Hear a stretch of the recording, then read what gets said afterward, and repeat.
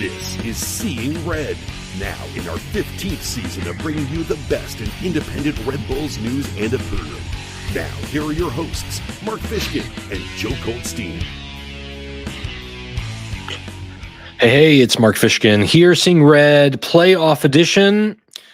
For the first time in 6 years, the Red Bulls are going to try to get past the first round of the playoffs and take a step toward a place they haven't been since 2018, and that was the Eastern Conference Finals. Tonight on Seeing Red, we're playing the same team we played last week, so there's not a whole lot to dig into. We do have a very nice chat with Red Bulls Radio and Metro legend Steve Jolley for you, and we've got some great emails during this week. As always, the liking, folks, the subscribing. I met two wonderful young subscribers at Red Bull Arena on Decision Day. So thank you so much, guys, for watching the show and subscribing to the show. I'm glad you're Red Bull fans. I'm glad you're around and along for the journey. And the Red Bulls are certainly at the start of a new journey, because with the playoffs, it's a brand new game, baby. Can take a terrific first half and a very, very mediocre second half and put them all behind, because all that matters now is beating the MLS Cup and Leagues Cup holder Columbus Crew twice in a 3-game series. And that starts Tuesday night at 6:45. Can that be right? That's got to be the pregame show. The Red Bulls are visiting a Columbus Crew side with a ton of confidence. They went into Decision Day feeling pretty good about their chances. They kind of rotated a little bit against New York, scored 2 goals in 15 minutes, and give the Red Bulls a ton of credit for fighting back to even the match. ML Forsberg really kind of put the team on his back, and then they gacked it at the end. At the end of the day, it really didn't matter, because Charlotte's win meant New York and Columbus were to meet once again. These teams, again, can meet 4 straight times. And let's get into it. I mean, the Red Bulls are facing a team that's 19-6-9 for 66 points, second in the East. They only conceded 40 times in 34 games, and twice in 2 games against New York, and that happened on Decision Day. They got points in 14 of 17 home games at Lower.com Field, going 10-3-4 there. And there really isn't a whole lot more we can dig into about the Columbus Crew. They are arguably the class of the league. Yes, Miami beat them for points this season, but Miami didn't have to play in 18 extra league competition games over the course of the entire season in order to get where their destination is. They have incredibly savvy players. Cucho Hernandez, you can make the argument, if not for Messi, is the MLS MVP with 25 goals and 13 assists. Diego Rossi, oh, by the way, with 21 and 7. That's outrageous. Young Patrick Schulte had 11 clean sheets in 37 games played. And, of course, the man in the middle, Darlington Nagbe, who's played 42 times for this team so far this year, will be ready to go. Role players like Christian Ramirez with 9 and 7. Alex Matan, the center mid from Romania, with 5 and 5. And a largely solid back line that, again, allowed just more than a goal a game for the entire MLS season while winning the Leagues Cup. So what you're going to hear me discuss with Steve Jolley in a few minutes is just the idea how rare it is that no one is predicting New York to win. Not like maybe the Red Bulls will squeak it out. Not like Columbus will feel very confident and maybe overconfident. They won't. New York it would be an upset of massive proportions if the Red Bulls could get by Columbus Crew. just a reminder, I'm sorry if you can hear I'm a little under the weather. Since 2019, New York has gone out in the first round 5 straight times, twice to Philadelphia, once at Columbus in a 3-2 loss, and twice the last 2 years to Cincinnati. And we can do our postmortems about what needs to be better. But when I think about who can actually make a difference on Tuesday night in Columbus, it's got to be obviously Emil Forsberg. It has to be Lewis Morgan, Dante Van Zieren, and Elias Mann will have to show up. And the back line is going to have to stand tall against a pretty creative and withering attack that attacks early and often very comfortable with each other. They play very attacking soccer. And so if you're Sandro Schwartz, do you make the game into a knife fight? Do you attempt to just disrupt Columbus any chance you get and hope that you can nick a goal on a set piece or you can earn a penalty, as New York did on decision day? You certainly can't fall behind, and you certainly can't fall behind early. And New York has done just that all the way down the stretch. A reminder, this team has won just once since July. Since the Leagues Cup break, New York has won exactly one MLS league game, and that came to lowly Toronto that did not make the playoffs. So is it a Herculean task? Yes. They do have to play the game, though, and not just Tuesday night, but also Sunday afternoon at Red Bull Arena in the second leg of the first round. New York is going to have to defend home turf, and maybe you can say at the end of the day, the best they're going to do is extend it to 3 games. But I guess one way to think about it is that New York has absolutely nothing to lose. They are expected to lose this playoff series. And so why not, without a shred of pressure on you, go out and express yourself? Go out and have fun. Go out and throw enough against the wall that maybe, just maybe, you can get this nightmare of a playoff opponent off their game somehow. You can extend to penalty kicks. Maybe you get lucky in a penalty kick shootout. Of course, the Red Bulls have lost their last 4 penalty kick shootouts in competitive games. And remember, these playoff matches will go right to penalty kicks if tied after regulation. So I think that's enough of a setup. You will definitely get more with my discussion with Steve Jolley. You're going to get that next, and then we'll answer some email, okay? So keep it here. I'll play some music. Hold on.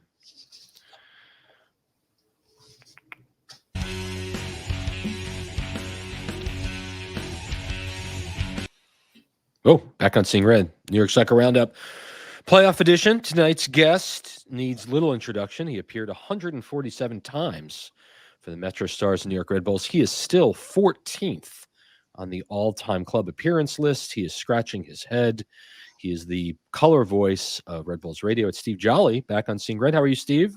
So, buddy, how you doing? You good? Good. I'm good, man. Good morning. Awesome. Good to be talking. Playoff time once again. We do this every year, so they say. Yeah. Making the playoffs.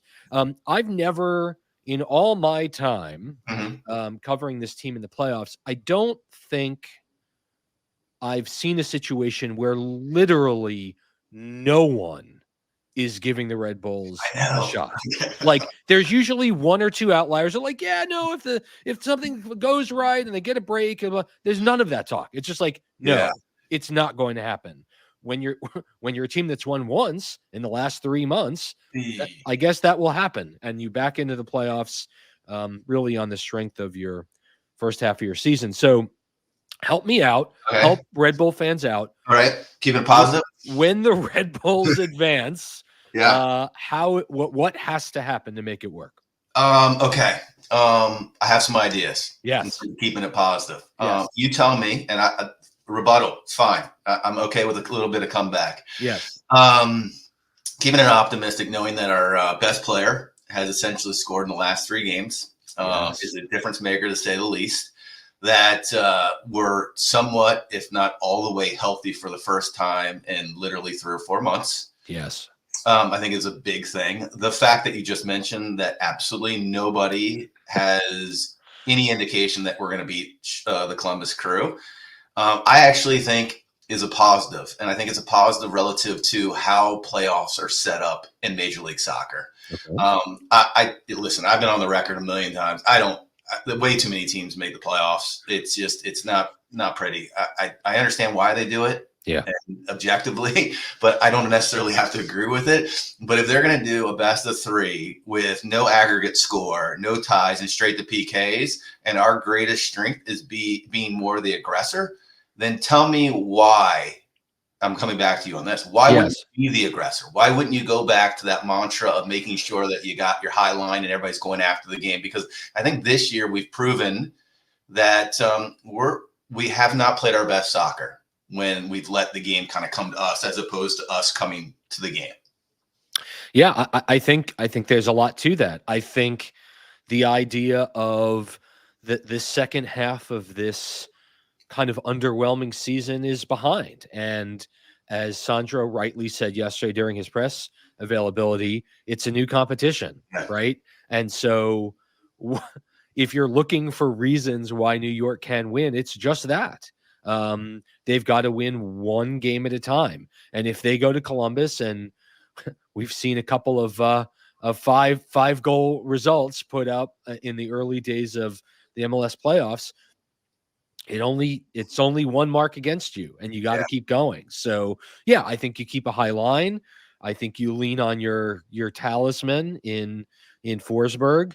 You hope against hope that Dante, proficient Dante shows that. I mean, Lewis is also in good form as well, and I think you look to those 10 or 15 minutes on decision day when you're down in a 2-0 hole, and you really don't. I mean, you literally don't have much to play for other than your own personal pride.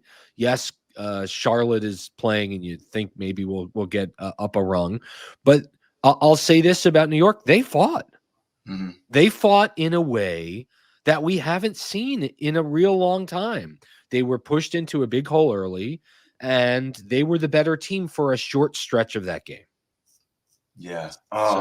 So that's my X factor right there. You kind of alluded to a little bit. One of the things that we relied on the first half of the season is that we were organized. Like defensively, when I say defensively, not just team defense, but also the back line. We have not been that way recently. Little lack of discipline that frustrates me a little bit, because at the end of the day, our system is based on the idea that people can plug and play and do their jobs. Right. And I think for me, if the team is going to have this quote unquote success and being somebody as good as Columbus Crew, because we should give them all the credit in the world, because they're absolutely phenomenal to watch. And I love the way that they, build the ball up, and I think it's great. But if we're going to have some success, we're going to have to need it in a most disciplined, organized, defensive way. And I still think that at the end of the day, we still have to be the aggressor because of the way the playoff format's situated. But, that's what I'm looking for. I'm looking for an organized team that's not going to give up a soft goal, because we've been doing that for the last, 3 or 4 months. And early goals conceded. I think having Dylan back in the lineup will be a big lift.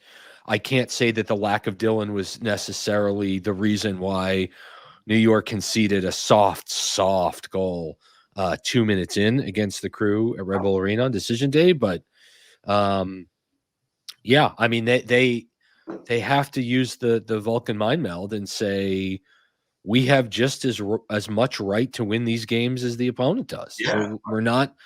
We don't have to be scared. We don't have to be concerned.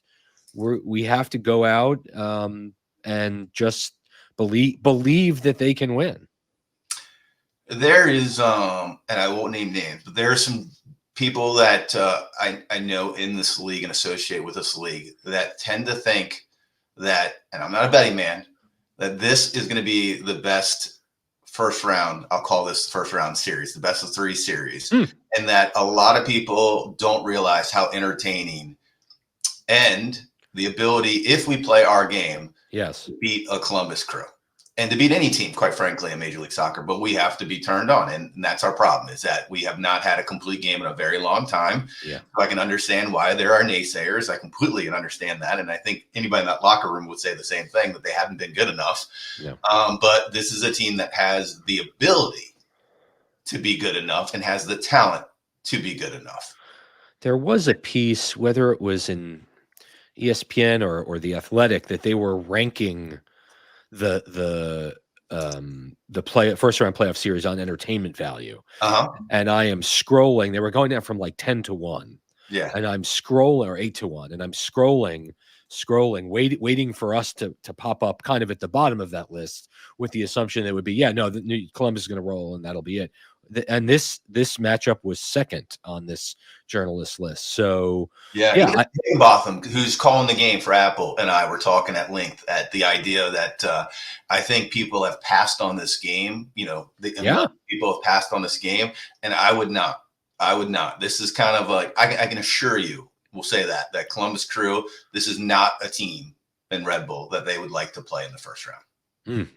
Interesting. Very interesting. I think and you hope that it's an interesting game and an entertaining series, because it has the ability to be that. Yeah. Personally, you win, one of the last 5, and you've been, not so good and disciplined in the last, couple months. And this is why there are naysayers. But I think there's, an optimistic thread in me still, because I do think there is a talented, 11 to 15, 16 guys that can do something here. I think the key, as we've talked about here, is to lock in at the opening whistle and not 10 minutes into the game. You can't afford, against a team with this much talent, to feel your way into the game. You just played these guys. Like, it's got to be, and you clearly know that going down 2 goals inside of 15 minutes will not make this an entertaining, close affair. It will be drudgery. Then what's your prediction on lineup based on that? Just knowing that you're on the road with a Columbus Crew, the style of play that they are, what are you looking at? I do not know the lineup. I would be first to admit that I have no idea about the lineup, but I do have an idea what I think the lineup should be based on what we just kind of in the last 8 minutes or so talked about. Yeah. I think the back line is certainly evident, although I think I'm going to put Reyes out instead of Ayla in this first playoff game. And not that Reyes has covered himself in glory in previous playoff games, but he is certainly more experienced and he is a more physical presence than Ayla is next to Sean and Dylan. I think you hold Donkor off again. He's so young. And I know that Carballo really hasn't found his footing, like his exact space in the field yet. But I think it's Carballo next to Edelman again, more experience playing in big games. I think I don't think Manuel starts. I think it's Dante and Lewis and Emil, of course, and then I think it's going to be Cam Harper is going to be on that side of the field. So that's who I would throw out there. And you? I'd only switch. I'm the same way. I like Wiki with okay. I do like Wiki with Emil, but I don't think I don't know. I don't know if he's 100% to play. Yeah. But I do like knowing that with Cameron Harper. That's why I've kind of gone back and forth with this. Me saying that, okay, if I'm going to say, let's be the aggressor, then Cameron Harper is definitely the person who's going to be the more aggressive in terms of running at defenders. Yeah. I actually would lean to Ayla than Reyes. Okay. I think the communication I find to be a little bit better. And I know Ayla's made some mistakes, but that distribution out of the back is an X factor for me, but the communication as well between the two. I think sometimes Reyes lends himself to more of that physicality that we talked about, that against a Cucho Hernandez is going to cost him. Okay. Because Cucho is too kind of depth in terms of his runs. If we were playing like a DC United in Benteca, I would say, okay, put Reyes in all day. Right. But that's kind of the way I'm feeling too. Okay. I need us back to being an organized kind of front. And I think that's the group that I'm with you with Kabaya too. Like, I think he's a good player, solid yeah. player. I don't think he understands quite yet like his role and where to sit and stuff like that. But I think you need him on the field, and having Doncor as your kind of your backup is not necessarily a bad thing, especially if you want to close down spaces and maybe even close down the game, depending on, if you have success. Bring him on with 15 minutes to play and let him run riot. I do want to touch on one other thing before we let you go, Steve. I know it's a busy morning, and I know you're catching a flight this afternoon, but a lot made in the league press about the notion of after 26, the league flipping calendars and going fall, spring. And I'm curious, as a longtime former player and someone who's been involved in the league for decades, like what would that do in your mind for the league? What would be the positives and negatives about making a change like that? I mean, the first thing is the international calendar. I despise having to play during the international calendar for a number of reasons. I think we've finally got to a place where, as a league with the stadiums and the amount of teams that something like this can be done. And I understand why they're trying to find that direction of going to, an international calendar. There's elements of being worried about weather and, going against, college football and NFL and all that kind of stuff. But I mean, at the same token, I mean, if we want to present ourselves as, one of the better leagues in this hemisphere or whatever it may be, I think that can rectify itself, especially as we kind of build smarter stadiums. And, is it going to be weird having, Charlotte play, the same weekends of their football, or hopefully New England finds a stadium in Boston, things like that. But, I think the time has come for something like that. That's just me personally. Had a good run. I can understand completely why, in hindsight, why we did the schedule that we did. But it's time to, if we're going to take ourselves serious, this is one of many steps that we needed to start thinking about. And again, for me, it's not like it's been a short experiment. 3 decades is plenty to figure out what's working and what's not. And I think saying we're going to try this for the next 4 years, and if it doesn't work, we can always go back. And, in a league where the play stops in late October, and then there are two teams playing 6 weeks later to fill that entire schedule with regular season, take a break for 6 weeks, pick it up again in late January in the southern regions for a month, and then switch the home games back. I think an MLS Cup in May is a really interesting thing. And whether you put it on Memorial Day weekend and make a big deal out of it, or whether you put it somewhere near there and take the summer off, I mean, because right now they'll be playing during the World Cup in the United States. It's crazy. It's crazy to think about. And I'm with you too, in terms of building out a specific, like a whole entire like soccer weekend and stuff like that. So maybe you're doing, things even with, there's conventions stuff, sort of in the same vein as in the Northeast is, how like basically college lacrosse has taken over a specific weekend and they've celebrated the sport for what it is in every level. I think there's things to do around a specific weekend where you can make it like, there's so many creative things you can do, and you have time if you're starting to throw those little hints out right now. Right. Start thinking about that and working that and looking at it from a strategic and objective way. And in a world where, at least for the time being, I mean, Apple is going to be where you're going to find these broadcasts. They're not going to have to worry about fighting for space on a college football Saturday night. Anyway, Steve is going to be heading out to Columbus Stays, calling the game Tuesday night, and then back on Red Bull Arena on Sunday. Steve Jolley, thank you so much for stopping by and dropping some knowledge. Appreciate the time. All right, we've got more Seeing Red coming up after this short break, so keep it here.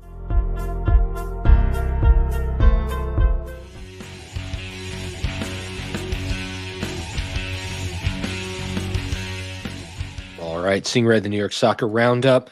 Good email bag as the Red Bulls head into the postseason, trying to get past for the first round for the first time since 2018. Here is Benjamin Amaya, who writes, had the chance to watch Columbus game with Viking Army, and while the atmosphere with the supporters was great, the first half performance left much to be desired. When I saw Columbus's lineup, I truly believe the Red Bulls had a golden opportunity to move up to 6th in the conference. I forgot that I was a Red Bulls fan. I missed the Columbus Crew game earlier in the season, but after this game, I completely understand why people said Red Bull was played off the park. Columbus's system is so fluid, they can control the game with their second team against us. Our defense and midfield were left all over the place, and Donkor gave it everything at right back, but you could tell he naturally moved into the midfield, which left the flank vulnerable for Columbus to exploit. During the match, they announced the new 2025 box seats, and they've already introduced red back in July. Honestly, my real question is, do you think Red Bull will prioritize adding quality back to the squad next season to compete for the league, or we just see more focus on revenue-generating options like premium seats? Will Klopp save us? Thanks. Looking forward to hearing your thoughts. We've talked a little bit about this. First of all, the idea that the team has a choice to make, either to bring in a mascot or install luxury seats in the press box, or spend money to bring in better quality players, is a false choice. New York absolutely can do both if it chooses to do so. And while the front office has certainly put a premium on making the in-game experience a lot more exciting, and with the notion of trying to get repeat business, which is not necessarily a bad thing, takes a focus a little bit off the soccer exclusively. And you saw that a little bit in the post-game photos, which emphasized the terrific crowd that was on hand on decision day. And it was a terrific crowd. It was a great crowd, and that were very into it. And during the Red Bulls comeback, they were tremendously vocal. But the team's socials putting out visions of supporters jumping up and down while actually not mentioning the Red Bulls lost the game really speaks to that fact, because as long as it's a party, the results don't matter, right? But in any case, I will absolutely hope that the Red Bulls have an opportunity to bring more quality into the side, and I think I can leave it at that. But thank you, Benjamin, for your note. Here is Mark Nestor. Mark writes, Mark sending warm wishes to Joe and hopes for he makes a speedy recovery. Hopefully he'll qualify as MLS Comeback Podcast Host of the Year in 2025. To your keyboard, to God's ears.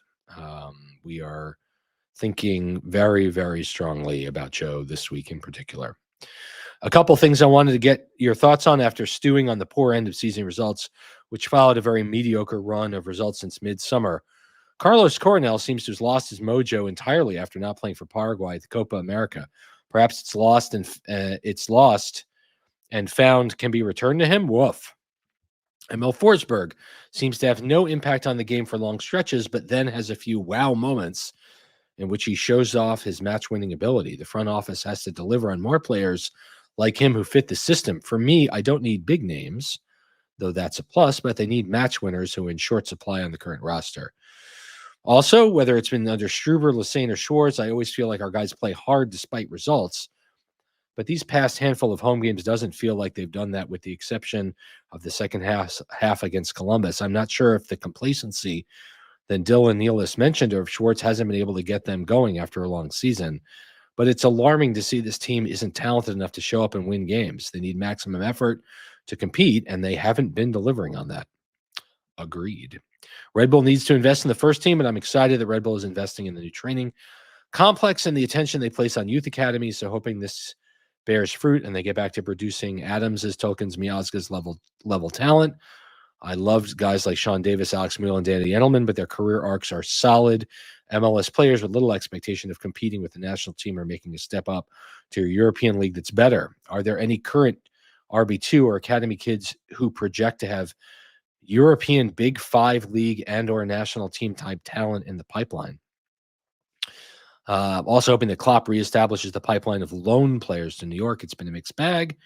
Perhaps more guys looking for playing time at Salzburg and Leipzig, or maybe Leeds. We'll see MLS as a place to get game time and develop their careers. Any way to inject talent in this team would be welcome for 2025 and beyond. And yeah, I mean, to look at a Red Bull 2 player and identify or wonder out loud whether or not, and I'm looking, the Red Bulls 2 posted on their socials today 10 plus goal contributions, 12 goals from Mohamed Sofo, 10 goals from Ibrahim Kansula, and 10 goals from, sorry, folks, Tanner Rossborough. These are all players. I mean, to look at a 19-year-old and say they're a generational talent like Tyler Adams, and they're definitely going to be moving to a top 5 league in their current form, I think is a stretch,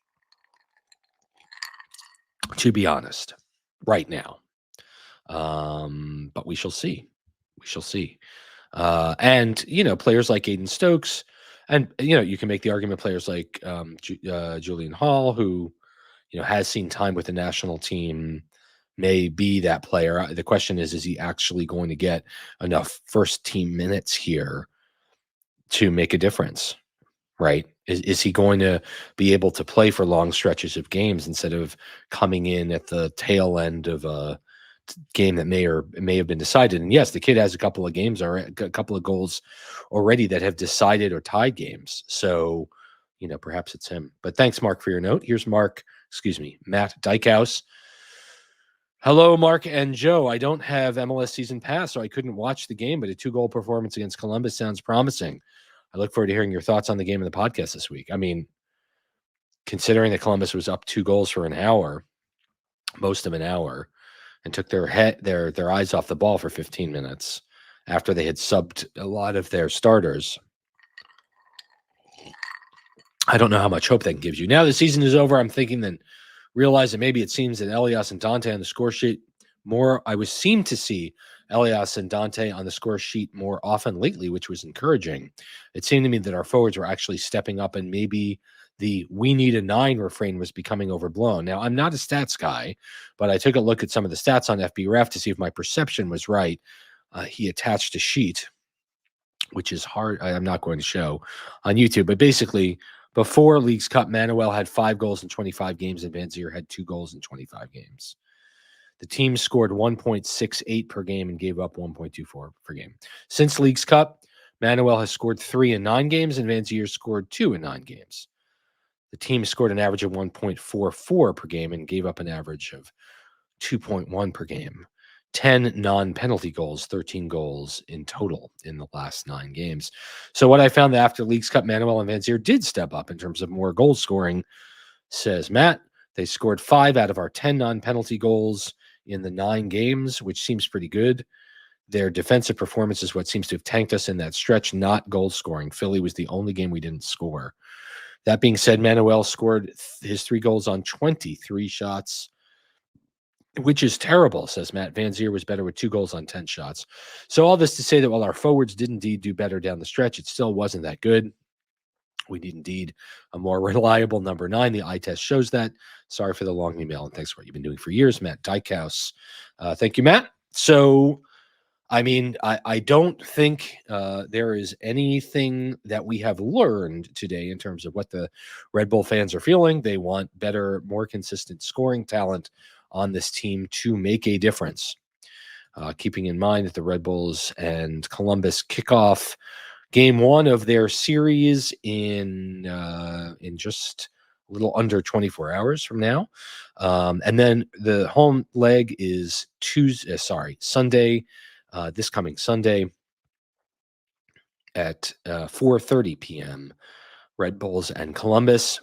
I wish I could give an optimistic prediction. I don't honestly see New York being able to go to Columbus and get a result, especially at a time when New York went out there when they were playing their best soccer of the season and got kicked in the teeth 3-0. And yeah, it was super, super early in the season, second or third game. But still, I think when Columbus is fully engaged and turned on, the talent gap between these two sides is just evident. So apologies for that. I think New York has a better chance of perhaps extending the series next week, but we shall see. Certainly want to thank Zach Fellman for stats as always. I'd like to thank Steve Jolley, caller voice of Red Bulls Radio, for joining. Joe Goldstein, we miss you, buddy. We miss you, and we want you to be good. And all of the Seeing Red family is rooting for you this week, my friend. That said, thanks for watching. Seeing Red 593 will be back before Sunday's leg 2. Thanks for watching, everyone. Let's go Red Bulls. Good night.